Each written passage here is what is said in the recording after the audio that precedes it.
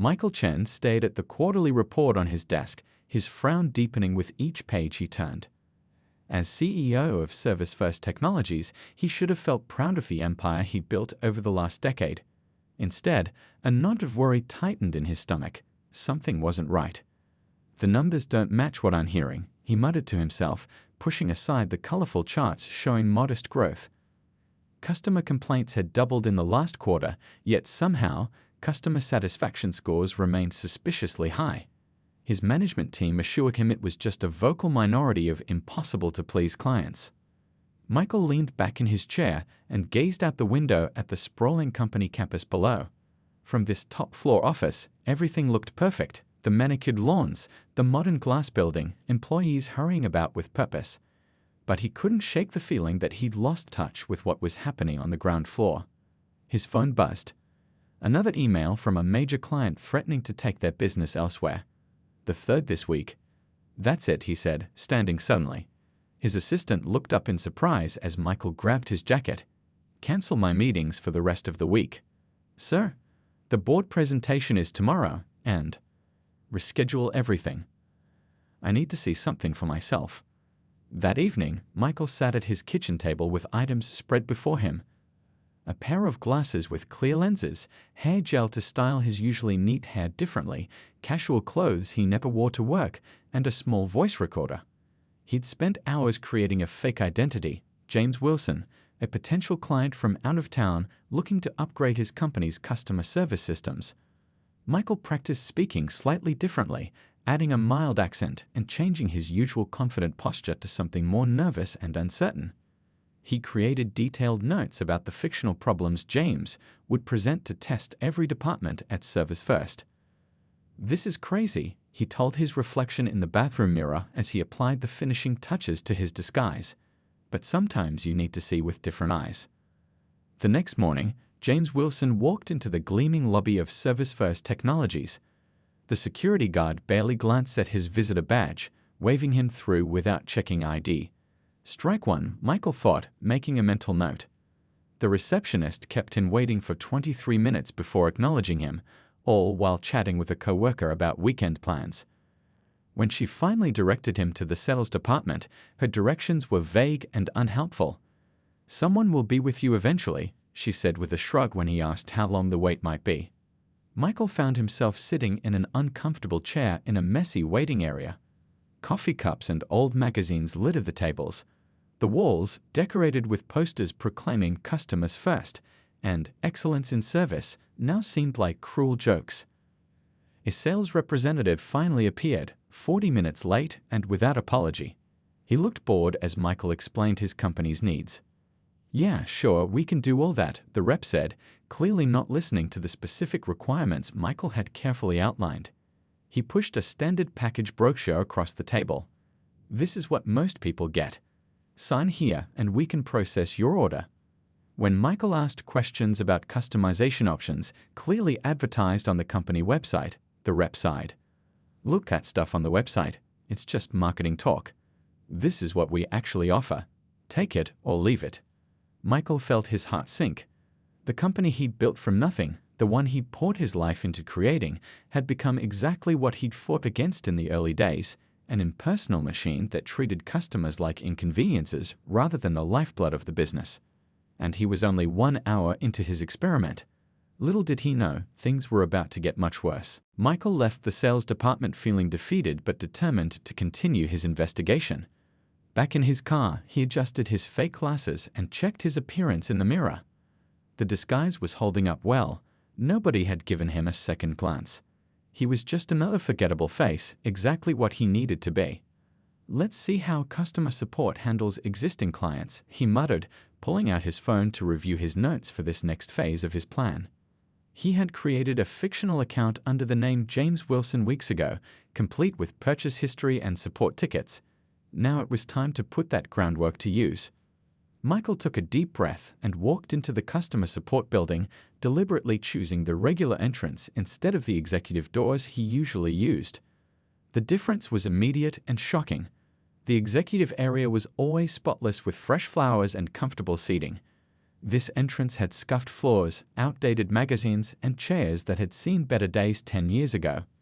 A sign announced, "Your satisfaction is our priority," above a help desk where 3 employees were chatting among themselves, completely ignoring the small line of waiting customers. Michael joined the line, listening to the frustrated sighs of those ahead of him. When his turn finally came, the support representative didn't even look up from her phone. "Name and account number," she said flatly. "James Wilson," Michael replied in his practiced voice. "I'm having trouble with the software I purchased last month. It keeps crashing every time I try to run a custom report." The representative typed lazily with one hand. "Have you tried turning it off and on again?" "Yes, several times," Michael replied patiently. "Well, that's what the troubleshooting guide says to do," she shrugged. "Maybe you're not doing it right." Michael felt his face grow warm. "I'd followed all the steps in the guide. I've been a customer for 6 months and spent over $20,000 on your products. I'd appreciate some actual help." The representative finally looked up, rolling her eyes. "Fine. Fill out this form and someone will contact you within 5 business days. She slid a paper across the counter. 5 days? Your website promises same-day support for premium customers." "Yeah, well, we're understaffed," she replied, already looking past him to the next person in line. "Next." Michael took the form and stepped aside, watching as the same scenario played out with other customers. No one was getting real help. Everyone was being given forms and told to wait. He filled out the form with fake contact information and moved to his next target, the technical support department on the 3rd floor. The elevator was out of order, so Michael climbed the stairs, noting the burnt-out lights and trash in the stairwell. When he reached the technical support area, he found it nearly empty except for 3 employees huddled around a computer, laughing at something on the screen. "Excuse me," Michael said after standing there for several minutes. "I'm looking for help with an urgent software issue." One of the technicians looked up with obvious annoyance. "Take a number." Michael looked around at the empty waiting area. "There's no one else here." "Procedure is procedure," the technician said, pointing to a number dispenser. "Take a number." Michael took number 42 and looked at the digital display showing now serving 28. Why is the counter at 28 when there's no one waiting? The technicians exchanged looks and snickered. "System resets at noon," one explained with a smirk that suggested this was a common trick that used to create artificial wait times. Michael sat down, watching as the technicians returned to their computer, occasionally glancing his way and whispering. After 15 minutes of no numbers being called, he approached again. "How long until number 42? "Hard to say," the lead technician replied. "We've got a lot of back-end tickets to process first. People who called in have priority over walk-ins." Michael noticed they had minimized whatever they'd been laughing at on their screen. He positioned himself to glimpse it when one of them reopened the window. It was a chat group where employees were sharing ridiculous customer questions and mocking the people who'd asked them. His stomach turned as he recognized some of the customer names, major accounts that had been with the company for years. Loyal customers being laughed at behind their backs. Is this what Service First had become under his leadership? As Michael left the building that afternoon, he wasn't just disappointed, he was heartbroken. The company he'd built to provide exceptional service had become a mockery of his vision. And tomorrow's visits to accounting and management would reveal if the rot went all the way to the top. The next morning, Michael woke up early, his mind racing with what he'd witnessed the day before. The 3rd day of his undercover operation would take him deeper into the company, to departments that dealt less with customers and more with internal operations. Would they be any better? He carefully applied his disguise, adding a few new touches. A different jacket, a small coffee stain on his shirt, deliberately placed to make him seem less polished, and a slightly more pronounced slump to his shoulders. James Wilson was evolving into someone staff would underestimate and ignore. "Let's see how accounting treats their vendors," Michael muttered as he drove to work, taking a different entrance than his usual private parking spot. The accounting department was housed in the oldest part of the building. Michael had been meaning to renovate it for years, but kept delaying when more urgent projects came up. Now he saw the consequences: flickering lights, worn carpet, and an air of general neglect. He approached the accounts payable desk with a story about being a small supplier who hadn't received payment for 3 months. The clerk barely looked up. "Fill out a payment inquiry form," she said, pushing a stack of papers toward him. "I've already submitted 3 forms," Michael explained, playing the part of a desperate small business owner. "My company can't float these costs much longer. We'll go under if we don't get paid soon." The clerk sighed dramatically. "Look, everyone has a sob story. We process payments according to our schedule, not yours." "But your company terms state net 30 payment," Michael persisted. The clerk laughed. "Yeah, that's what we tell vendors to get the discounts. Reality is we pay when we feel like it. Big companies get paid first. Small fries like you, back of the line." Michael felt his blood pressure rising. "Could I speak to a manager about this?" "She's in a meeting." "Always is when people like you come around." The clerk turned back to her computer, dismissing him. Michael left a business card with his fake contact information, knowing it would likely end up in the trash. As he walked through the accounting department, he noticed something even more disturbing: employees openly shopping online, playing games, and watching videos during work hours. One person was literally asleep at their desk, mouth open, snoring lightly. By lunchtime, Michael decided to visit the employee cafeteria, something he rarely did as CEO. The subsidized food service was something he proudly implemented years ago, believing well-fed employees would be happier and more productive. The reality shocked him. The food was barely edible: rubbery eggs, wilted salads, and mystery meat that looked nothing like the sample menus he approved yearly. Employees grumbled as they paid for food that should have been half the price based on the company subsidy. Michael took his sad tray to a corner table, eating slowly while listening to conversations around him. What he heard broke his heart. "Did you see the CEO's new sports car?" one employee said. "Meanwhile, they cut our bonuses because of budget constraints." "That's nothing," another replied. "My department hasn't had working heating all winter. When we complain, management says to wear sweaters. I asked for a new chair because mine is literally broken, and HR said there's a 2-year waiting list for office equipment." 2 years. Michael almost choked on his food.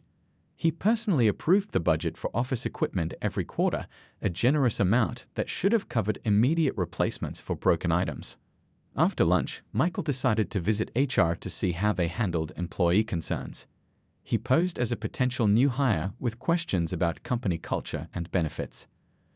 The HR representative was the first person who seemed genuinely pleasant, offering him coffee and answering questions enthusiastically. For a moment, Michael felt relief, until he realized the woman was reading directly from scripts, giving rehearsed answers that bore little resemblance to what he observed. "Our CEO is deeply involved in day-to-day operations," she said with a practiced smile. "He has an open-door policy and regularly meets with employees at all levels."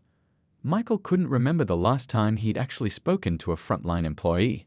His open-door policy existed in company materials but not in practice. His executive assistant carefully screened all visitors. As the HR representative continued painting a rosy picture of company culture, Michael noticed a chart on the wall showing employee turnover rates, with sections clearly marked "Do not share with applicants." From his angle, he could see the numbers were alarmingly high. Walking back to his car that evening, Michael felt physically ill. The company he'd built was unrecognizable. Somewhere along the way, as Service First grew from a small startup to a corporate giant, it had lost its soul. And he, focused on expansion and profits, had missed the transformation happening right under his nose. Tomorrow would be his final day undercover, visiting the management team, his direct reports, the people he trusted to implement his vision. He had a sinking feeling about what he might discover, but he needed to see the truth, however painful it might be. The 4th day of Michael's undercover operation arrived with gray skies and steady rain, matching his gloomy mood. Today would be the most challenging test yet, infiltrating the executive floor as James Wilson. Michael had scheduled a meeting with the management team under the pretense of being a consultant hired by the CEO's office to evaluate department efficiency. He dressed more formally than previous days but maintained his disguise. The knot in his stomach tightened as he rode the executive elevator to the top floor. This area of the building was dramatically different: premium carpeting, actual artwork on walls, fresh flowers daily. The contrast with the rest of the building was starker than he remembered. "I'm here for the 10 a.m. meeting with the department heads," he told the executive floor receptionist, who actually smiled and offered him coffee. "Of course, Mr. Wilson, they're expecting you in boardroom 3. Michael entered the plush meeting room where 5 of his top executives sat waiting. These were the people he personally hired, promoted, and trusted with his vision. People who earned 6-figure salaries to maintain the company's founding principles. "Thank you all for meeting with me," Michael began, setting his voice recorder discreetly on the table. "As you know, I've been asked by Mr. Chen's office to gather candid feedback about operations." The VP of Operations laughed. "Well, we appreciate the heads up. Normally the big boss just drops his unrealistic demands without warning." Michael felt as if he'd been slapped. Unrealistic demands. "Oh, you know how these founder types are," the chief marketing officer chimed in. "Chen built this place years ago, but has no clue how a modern company actually runs. He's always harping on about customer service and employee satisfaction like it's still a 10-person startup." The CFO nodded.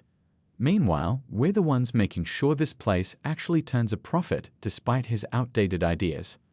Michael struggled to keep his expression neutral.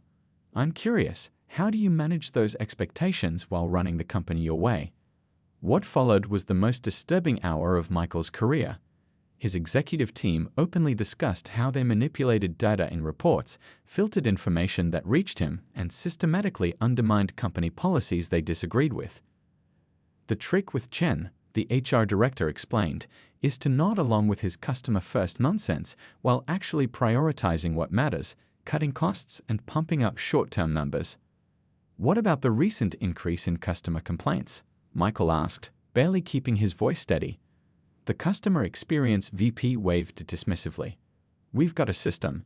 Anything critical of management gets filtered out before it reaches Chen's desk. We've trained the complaint department to mark most issues as resolved, whether they are or not." "And employee concerns?" Michael pressed. "Please," the HR director laughed. "We run periodic satisfaction surveys, but we've structured questions to get the answers we want. Anyone who consistently raises problems gets marked as not a team player and managed out." The most shocking revelation came when discussing the recent budget. Chen actually approved a 15% increase for employee amenities and equipment, the CFO said smugly. "We reallocated most of it to executive bonuses and reported to him that we made the improvements. He never actually checks, too busy with his charity boards and golf games." Michael felt physically ill. He'd indeed been too absent, too trusting, too willing to believe the pretty reports placed on his desk. "What about the company values?" he asked quietly. "The founding principles?" The entire room erupted in laughter. "Those posters on the wall? Just for show," the marketing VP said. "Look, this is business. Chen's idealism was cute when the company was small, but we're playing in the big leagues now." As the meeting continued, Michael learned how each department systematically dismantled everything he built while maintaining a facade that everything was fine. They openly mocked his vision, his leadership, even his personal habits. "Chen's so predictable," the operations VP said. "As long as the quarterly numbers look good and we mention his pet projects occasionally, he stays in his lane." The meeting wound down with the executives sharing tips on how to manage the CEO for the consultant's benefit. They invited James to join them for lunch where they would share more strategies. Michael declined politely, gathering his notes and recorder. He needed time alone to process what he'd witnessed. His company, his life's work, had been hollowed out from within by the very people he trusted most. In his car, Michael finally let his emotions surface. Anger, betrayal, and deep disappointment washed over him. He'd failed not just the customers and employees, but his own vision. But beneath the pain, a new feeling emerged: determination. This wasn't the end. It was the wake-up call he needed. Tomorrow would be day 5, his final day undercover. And after that, it would be time for the reckoning. Michael barely slept that night. The recorded conversations from the executive meeting played in his mind on endless loop. How had he missed the signs? He'd been so focused on expansion, on beating quarterly projections, that he'd lost sight of what was happening inside his own company walls. For the 5th and final day of his undercover mission, Michael decided to go where the real work happened, the production floor and call centers. These were the front lines, staffed by people who dealt directly with customers and products. If there was any hope left for Service First, he would find it here. He dressed in his most casual disguise yet, jeans, a plain button-up shirt, and work boots. Today, James Wilson would be a potential new hire touring different departments. The production floor was a stark contrast to the executive spaces. The air conditioning barely worked in the cavernous room where employees assembled the company's hardware products. Fans blew hot air around, providing little relief. Workers sweated as they raced to meet quotas displayed on large screens overhead. "We get a 5-minute break every 2 hours," his tour guide, a floor supervisor, explained. Used to be 15 minutes until management cut it to improve productivity. Michael frowned. "That doesn't seem legal." The supervisor shrugged. "Complaint box is over there. Nobody ever checks it. Last guy who made too much noise got moved to the night shift until he quit." Michael noticed the quality control station, where a single tired-looking employee rapidly checked finished products. "Shouldn't there be more people doing quality checks?" he asked. The supervisor lowered his voice. "Budget cuts. We used to have 5 QC specialists per shift. Now there's one who can barely keep up. That's why our return rates have doubled, but management doesn't care as long as units ship on time." The next stop was the call center, row after row of cubicles, where employees wore headsets and stared at computer screens. The noise level was overwhelming, dozens of conversations happening simultaneously in a space with poor acoustics. A call center manager led Michael through the maze of desks. Each rep handles about 60 calls per day. They get scored on call time, not resolution quality. Keep it under 4 minutes or your performance review suffers. "What if a problem takes longer to solve?" Michael asked. "Transfer it or close the ticket," the manager said matter-of-factly. "Numbers are all that matter here." Michael noticed a young woman crying quietly in her cubicle while still on a call, somehow maintaining a professional tone despite her tears. "What's wrong with her?" he whispered to the manager. "Customer's been screaming at her for 10 minutes about a problem she can't fix because it's a manufacturing defect. But if she transfers the call, her transfer rate goes up and she could lose her quarterly bonus. Everyone's in the same boat." As they walked away, the manager added, "Turnover's about 70% annually. Nobody lasts long here anymore." During lunch in the employee break room, Michael struck up conversations with veterans who had been with the company 5 years or more. Their stories broke his heart. "This place used to be different," an older technician told him. "We were family. The original CEO would walk the floor, knew everyone's names. We were proud of what we built. Now we're just numbers on a spreadsheet." "Do you ever see the current leadership down here?" Michael asked. The table erupted in bitter laughter. "The executive team? They wouldn't know how to find the production floor without GPS." Another longtime employee said, "The only time they appear is when investors visit, and then they pretend they're here all the time." Throughout the day, Michael discovered small pockets of resistance, employees who still cared deeply about the company's original mission, who tried to provide good service despite the broken systems around them. They were fighting a losing battle against policies designed to crush the very values the company was founded on. By the end of the day, Michael had seen enough. In a quiet moment, he found an empty office and sat down to process everything he'd learned. He reviewed his notes and recordings, the evidence mounting with each page. The company he built, the dream he poured his life into, had been corrupted from within. But amid the heartbreak, Michael found clarity. He hadn't just been gathering evidence, had been reconnecting with his original vision. Somewhere along the way, he'd lost sight of what mattered. He trusted the wrong people and stopped paying attention to what was happening on the ground. As Michael removed his disguise for the last time, he made a decision. Service First needed more than minor corrections or policy tweaks. It needed a complete reset, starting at the top. Tomorrow would be a day unlike any other in the company's history. It was time for James Wilson to disappear and for CEO Michael Chen to return with a vengeance. Michael Chen arrived at the Service First headquarters earlier than usual the next morning. The building was quiet, with only a few early workers roaming the halls. He entered through the main lobby, no longer in disguise but dressed in his usual impeccable suit. The security guard did a double take, clearly surprised to see the CEO coming through the main entrance rather than his private access.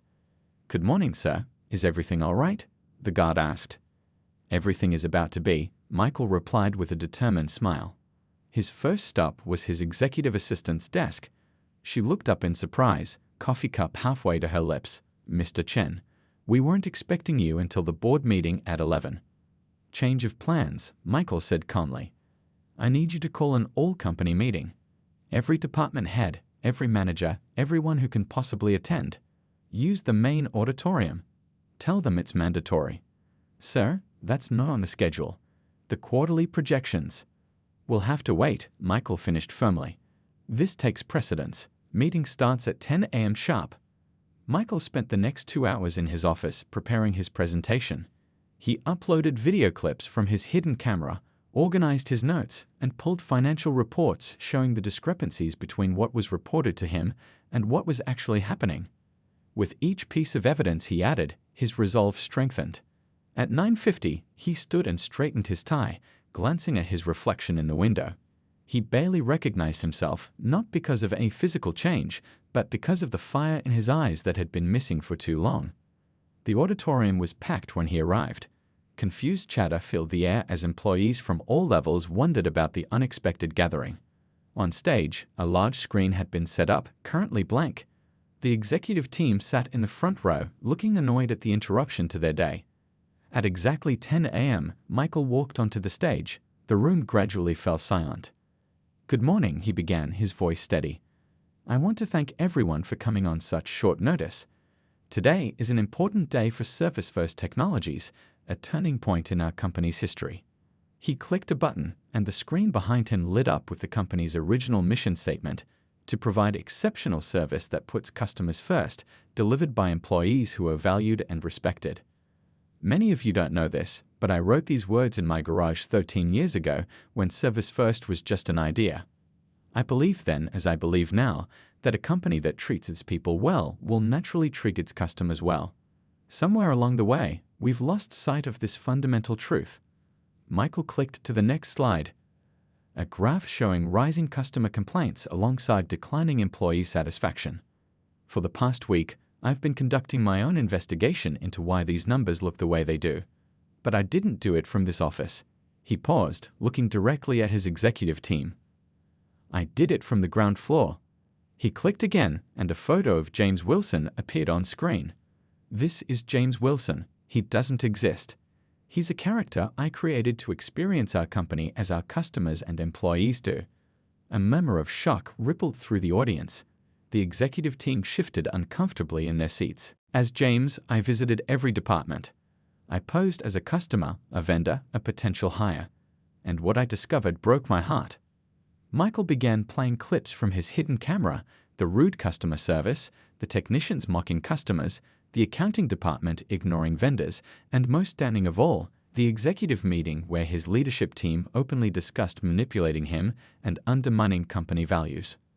With each clip, the audience reaction shifted from shock to outrage. Some people gasped. Others nodded in grim recognition of problems they'd seen themselves. The executives in the front row sat frozen, their faces pale. After the final clip played, Michael turned back to the silent room. "I take full responsibility for what our company has become," he said quietly. "I stopped paying attention. I trusted reports instead of seeing for myself. I valued growth over our founding principles. For that, I apologized to every person in this room and every customer we've failed." He straightened his shoulders. But as of today, things change. Michael pulled out a folder. "This contains termination paperwork for our entire executive leadership team, effective immediately." The audience gasped as Michael began calling names: the CFO, the VP of Operations, the HR Director, the Marketing Chief. One by one, they were escorted out by security guards who had been quietly positioned near the doors. "This isn't punishment," Michael explained as they left. "It's a necessary reset. We cannot rebuild with the architects of our downfall still in charge." When the last executive had been escorted out, Michael addressed the shocked audience again. "Tomorrow begins a new chapter for Service First. We're going back to our roots, back to putting customers and employees first. It won't be easy, and it won't happen overnight. But I make this promise to every person in this room: I will never again lose touch with what happens on our front lines." As he looked out at the stunned faces, Michael felt something he hadn't felt in years: hope for his company's future and determination to make things right. As James, I visited every department. I posed as a customer, a vendor, a potential hire, and what I discovered broke my heart.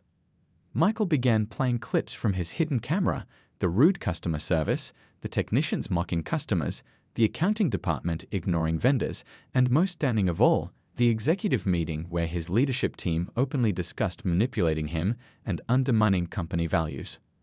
With each clip, the audience reaction shifted from shock to outrage. Some people gasped. Others nodded in grim recognition of problems they'd seen themselves. The executives in the front row sat frozen, their faces pale. After the final clip played, Michael turned back to the silent room. "I take full responsibility for what our company has become," he said quietly. "I stopped paying attention. I trusted reports instead of seeing for myself. I valued growth over our founding principles. For that, I apologized to every person in this room and every customer we've failed." He straightened his shoulders. But as of today, things change. Michael pulled out a folder. "This contains termination paperwork for our entire executive leadership team, effective immediately." The audience gasped as Michael began calling names: the CFO, the VP of operations, the HR director, the marketing chief. One by one, they were escorted out by security guards who had been quietly positioned near the doors. "This isn't punishment," Michael explained as they left. "It's a necessary reset. We cannot rebuild with the architects of our downfall still in charge." When the last executive had been escorted out, Michael addressed the shocked audience again. "Tomorrow begins a new chapter for Service First. We're going back to our roots, back to putting customers and employees first. It won't be easy, and it won't happen overnight. But I make this promise to every person in this room: I will never again lose touch with what happens on our front lines." As he looked out at the stunned faces, Michael felt something he hadn't felt in years: hope for his company's future and determination to make things right. The auditorium remained silent for several seconds after Michael finished speaking. Then, from somewhere in the back, a single person began to clap. The applause spread slowly at first, then built to a thunderous standing ovation. Michael hadn't expected this reaction. Tears pricked his eyes as he realized how many employees had been waiting for someone to finally see the truth. When the noise died down, Michael continued, "Today was just the beginning. The real work starts now." He outlined the immediate changes: a complete audit of all departments, temporary team leaders promoted from within based on merit rather than connections, and an anonymous reporting system that would send concerns directly to his personal email. For too long, the distance between the front lines and leadership has been growing. "That ends now," Michael declared. "Starting tomorrow, I'll be setting up a temporary office in different departments each week. I want to hear directly from the people doing the actual work." As the meeting dispersed, employees approached Michael one by one, some to share stories that confirmed what he'd seen, others to express relief that change was finally coming. The woman he had seen crying in the call center walked up last. "I was going to quit tomorrow," she said quietly. "I've been here 3 years and loved this company, but I couldn't take it anymore. Thank you for giving me a reason to stay." The following weeks were the hardest of Michael's career. The board of directors nearly revolted when they learned he had fired the entire executive team without consulting them. Major clients, accustomed to dealing with the previous leadership, threatened to leave. The company's stock took a temporary hit as news spread about the dramatic shakeup. But Michael stood firm. In meetings with the board, he played his evidence and asked a simple question: "Is this the company you want your names associated with?" By the end of his presentation, even the most profit-focused board members reluctantly agreed that change was necessary. Michael spent days in the call center, listening to customer issues and learning how broken their systems had become. He worked overnight shifts in the production facility, feeling the exhaustion that came from the grueling pace his employees endured daily. He personally reviewed the backlog of unpaid vendors and authorized immediate payments, rebuilding trust with crucial suppliers. Each department presented unique challenges. In some, the problems were simple to fix: outdated equipment needed replacing, arbitrary rules needed changing. In others, toxic culture had become so ingrained that whole teams needed retraining or restructuring. 3 months after the dramatic meeting, Michael introduced a new executive team, built not from outside hires, but from employees who had demonstrated integrity and commitment despite the broken system around them. The call center supervisor who had fought for better customer policies became the new customer experience director. The production manager who had maintained quality standards despite pressure to cut corners was now VP of operations. 6 months later, Service First hosted an open house for clients, investors, and employees. The building had physically transformed. Walls between departments had been removed to improve communication.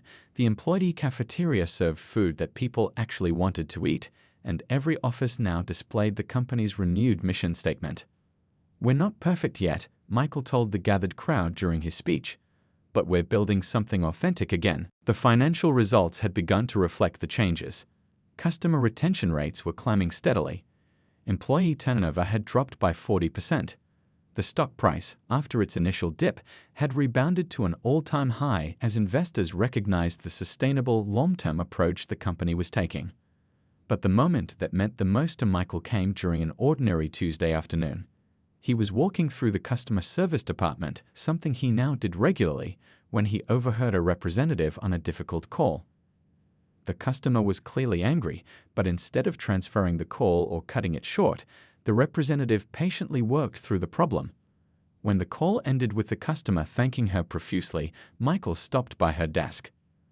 "That was impressive handling," he said. "You really turned that situation around." The woman smiled. "It's easier to care when you know the company has your back." As Michael continued his walk through the building, he noticed something that had been missing during his undercover days: laughter. Employees chatted easily as they worked. People moved between departments without the territorial defensiveness he'd witnessed before. Problems were being solved rather than shifted elsewhere. On his way out that evening, Michael passed a new employee being given an orientation tour. The guide was explaining the company history and pointing out photos on the wall of key company milestones. "And that's our CEO, Michael Chen," the guide explained. The story goes that he once went undercover in his own company to see what was really happening. Then he fired all the bad managers and rebuilt everything. People say he still does it sometimes, shows up in different departments pretending to be someone else to make sure we're living up to our values. Michael smiled to himself as he walked by.